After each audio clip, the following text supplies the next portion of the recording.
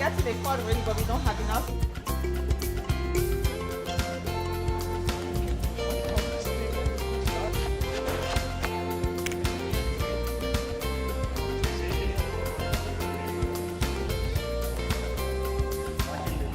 February is Black History Month. So the African community here is trying to showcase some of our African food because a lot of people don't know much about Africa.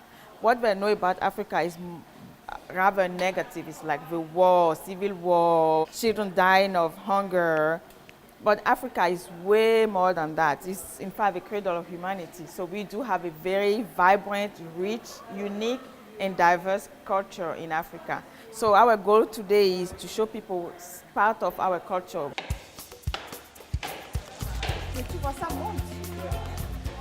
My name is Raymond Degbe, but people call me Ray, R-A-Y, and I'm a registered nurse, and I work for the federal government here in Kingston.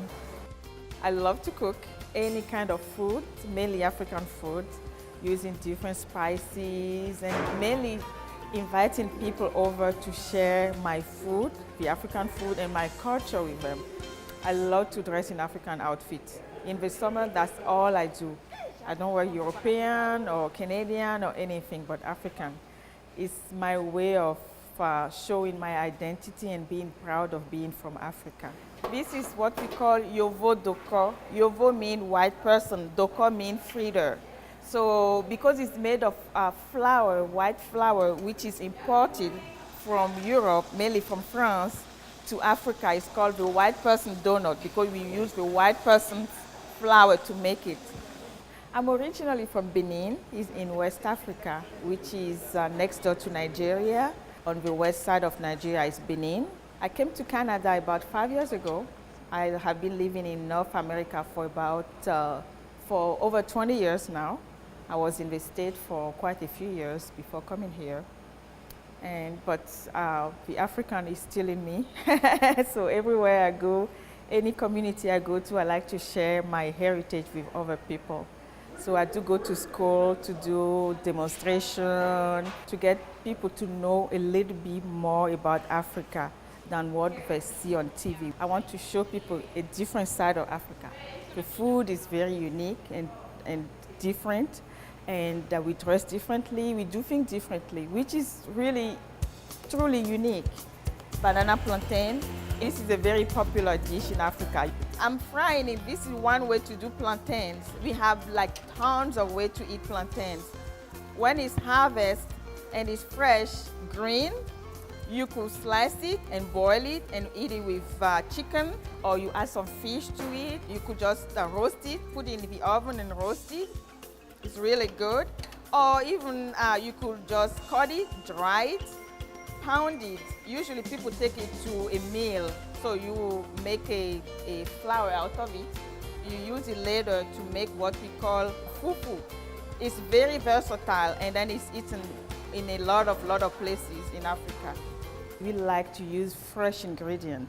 Most of the time people have their own garden, or they go to the farm and then they have fresh vegetable.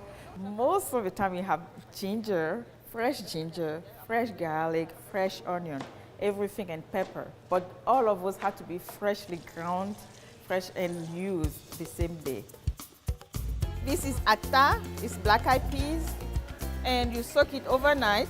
You blend it, you add spices, ginger, garlic, onion, and then you beat it a little bit to make it fluffy, and we just fry it to make little fritters. Very popular, and kids love it because it's a really good snack. It's time consuming because you have to make these one by one, let them fry golden brown, remove them and put the next batch in. But they're really delicious. These are very simple things we make in Africa, almost on a daily basis. I do cater when people want me to cook for them. So I have a little home business through our Afro-Carib organization. So if anybody wants to eat true African food, they just go through the sites and then connect with us, and then we'll make arrangements. So I cook for whenever you want to have a party, you let me know and I'll cook for you ahead of time. This is a jerk chicken. It's just chicken, regular chicken fight that we bought, and then we clean with vinegar to take all of the bacteria away, and then we season with dry rub of jerk seasoning, and then jerk paste. This is very yummy, yummy, and is a staple in the Caribbean area. It's really part of who African people are. We like to eat.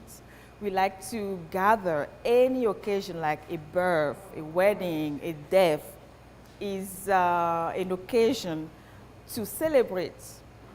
And through food, we do. So everybody, women gathered and cook together and joke. It's part of our social network, our social tissue. And every little girl, when you're little, you learn how to cook very young. So at 9 and 8, 9, you have to be in the kitchen with your mother because it's part of raising a girl, raising a daughter. It's a mother's responsibility to teach her because traditionally, if you have to get a husband, you have to know how to cook. So that's how you have to learn at a very young age to cook. So it's part of our, the way we are raised in Africa.